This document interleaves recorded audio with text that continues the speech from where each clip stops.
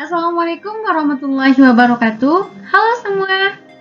Perkenalkan, nama saya Intan Zuriati dengan NIM 2211081013.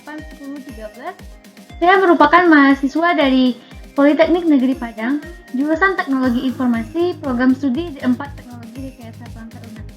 Saya berasal dari kelas 1D TRPL. Oke, pada kesempatan kali ini saya akan mempresentasikan materi tentang penyimpanan dan struktur file. Video ini saya buat bertujuan untuk memenuhi tugas UTS pada mata kuliah teori sistem basis data. Oke, baiklah kita mulai presentasinya. Yang pertama adalah pendahuluan. Penyimpanan file mengacu pada proses menyimpan data digital di dalam media penyimpanan seperti hard disk, SSD, USB drive, dan cold storage. File ini bisa berupa dokumen, teks, gambar, video, musik, atau jenis data digital lainnya. Data dalam sebuah DBMS disimpan dalam tempat penyimpanan seperti disk.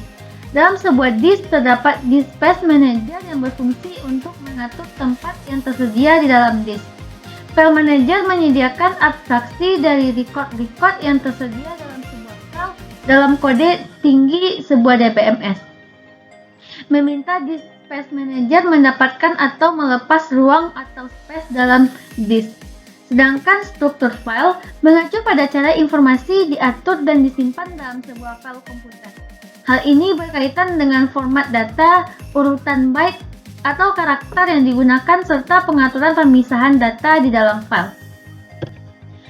Oke, berikutnya adalah hierarki struktur penyimpanan. Hierarki struktur penyimpanan sendiri mengacu pada susunan berjenjang atau hierarki dari sistem penyimpanan data di dalam komputer. Dalam hierarki tersebut, ada beberapa tingkatan yang berbeda, masing-masing memiliki karakteristik dan kegunaan yang unik. Setiap tingkatan pada hierarki memiliki peran penting dalam menyediakan akses dan menyimpan data yang efisien dalam komputer. Seperti pada gambar di samping, kita dapat melihat urutan dari hierarki tersebut. Di urutan pertama ada change, selanjutnya main memory, flash memory, magnetic disk, optical disk, dan magnetic tapes. Oke, kita bahas satu persatu. Pada hierarki struktur penyimpanan ada tiga komponen utama. Yang pertama adalah primary storage, terdiri dari change dan main memory, menyediakan akses cepat ke data dan bersifat volatil atau data tidak tersimpan secara permanen. Yang kedua adalah secondary storage, terdiri dari device yang lebih lambat seperti magnetic disk dan bersifat non-volatile atau disebut juga online storage. Contoh dari ini adalah flash memory, magnetic disk, serta SSD. Yang ketiga adalah tertiary storage, yaitu level terendah dalam hierarki. Data tersimpan permanen serta kecepatan akses rendah, disebut juga offline storage. Contoh dari ini adalah magnetic tape, optical storage. Oke, selanjutnya adalah mekanisme magnetic. Yang pertama, data disimpan disk dalam unit yang disebut disk block, merupakan urutan byte yang ditulis dan dibaca dalam disk. Blok diatur dalam lingkaran disk yang disebut track dalam sebuah atau lebih platter. Track dapat direkam dalam satu sisi atau dua sisi platter. Kumpulan semua track yang mempunyai diameter yang sama disebut silinder, di mana sebuah silinder mengandung sebuah track per permukaan platter. Setiap track terbagi dalam beberapa sektor yang berukuran tetap. Selanjutnya adalah disk controller, merupakan antarmuka dari disk drive ke komputer. Setiap data yang ditulis dan simpan dalam sektor akan dihitung oleh checksum. Selanjutnya adalah ukuran performa disk. Ukuran performa disk sendiri merujuk pada pengukuran atau metrik yang digunakan untuk mengevaluasi kinerja atau kecepatan disk dalam melakukan operasi baca dan tulis data. Ukuran ini memberikan informasi tentang seberapa efisien dan cepat disk dapat mengakses dan memanipulasi data. Terdapat beberapa ukuran performa disk. Yang pertama adalah access time, yaitu waktu yang dihitung sejak awal perintah read atau write dikeluarkan sampai ketika proses transfer data dimulai. Terdiri dari cycle time, yaitu waktu yang diperlukan untuk memposisikan lengan pembaca cakram ke track yang diinginkan. Rata-rata cycle time adalah sepertengah dari cycle time terburuk, sekitar 4-10 milidetik pada hard disk pada umumnya. Yang kedua adalah rotational latency atau waktu yang diperlukan sektor yang akan dibaca berada di bawah head.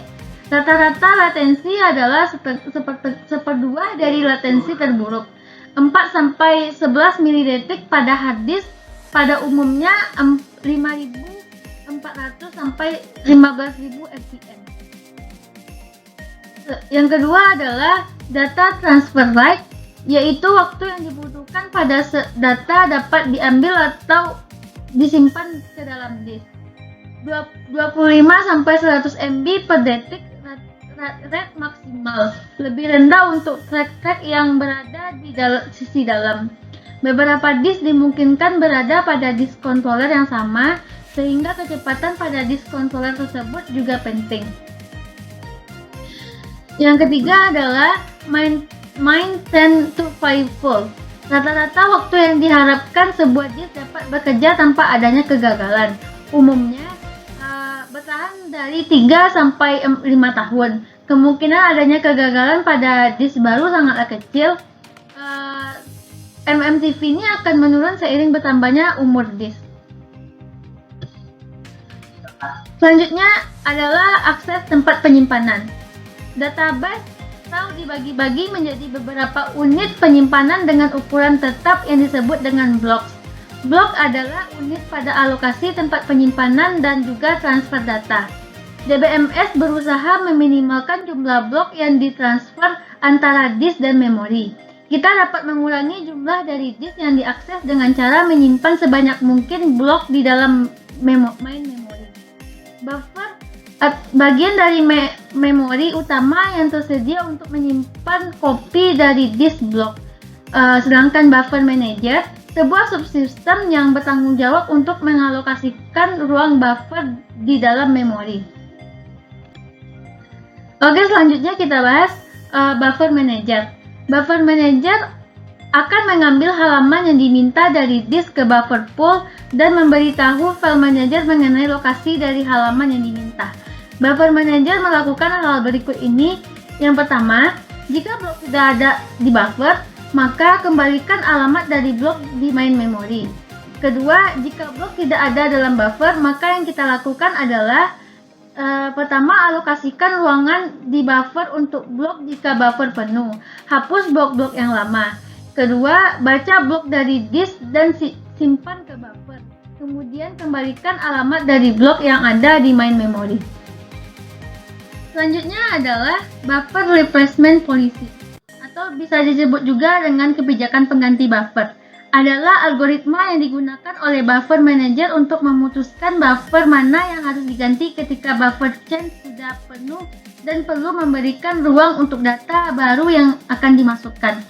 Kebijakan ini menentukan aturan atau strategi yang digunakan dalam memilih buffer yang akan digantikan. Terdapat beberapa kebijakan pengganti buffer yang umum digunakan, diantaranya sebagian besar sistem operasi menggunakan metode Least Recently Used atau LRU, yaitu strategi untuk mekanisme penggantian data yang disimpan di dalam buffer. Konsep dari LRU ini, jika space di buffer penuh, maka data yang tidak digunakan paling lama akan dihapus paling dulu. Yang selanjutnya adalah Pinet block, yaitu blok di memori yang diperbolehkan untuk ditulis kembali ke disk.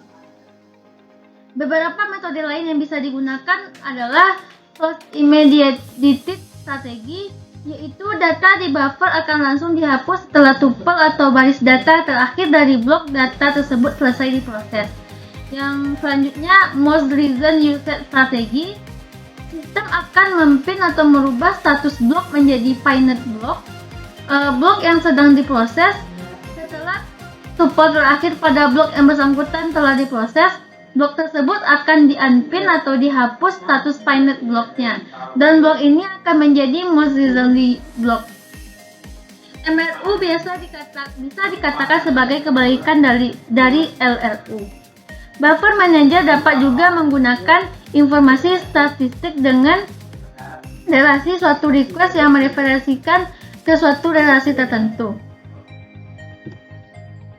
Selanjutnya adalah organisasi file pada database. Sebuah database disimpan sebagai kumpulan dari beberapa file. Setiap file terdiri dari record-record yang berurutan. Record adalah kumpulan dari file-file. Salah satu pendekatannya yaitu asumsikan ukuran record adalah tetap. Setiap file mempunyai record-record dengan satu tipe yang sama. Setiap file digunakan oleh satu relasi atau tabel saja. Pendekatan ini adalah yang paling gampang untuk diimplementasikan karena dalam sebuah hard drive, rata-rata data mengakses CPU setiap 14 milisecond. Hard drive modern dapat mengeksekusi beberapa juta instruksi. Selain itu, pada disk diatur dengan cara meminimalkan jumlah acak pencarian yang diperlukan untuk menyelesaikan semua permintaan I/O, dengan mempertimbangkan bahwa permintaan beberapa pengguna mungkin tertunda untuk waktu tertentu.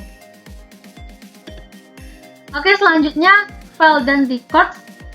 DBMS menyimpan relasi dalam penyimpanan sekunder sebagai file. Sebuah file terdiri dari beberapa halaman atau page, di mana setiap halaman mengacu pada sejumlah sektor. Misalnya ukuran halaman yang biasa adalah 8 kilobyte untuk total 16 sektor per halaman. Setiap rekod dari relasi disimpan dalam satu atau beberapa halaman.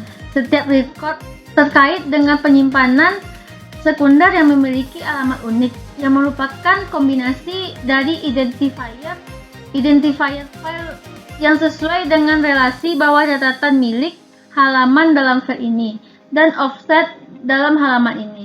Alamat fisik juga disebut record identifier.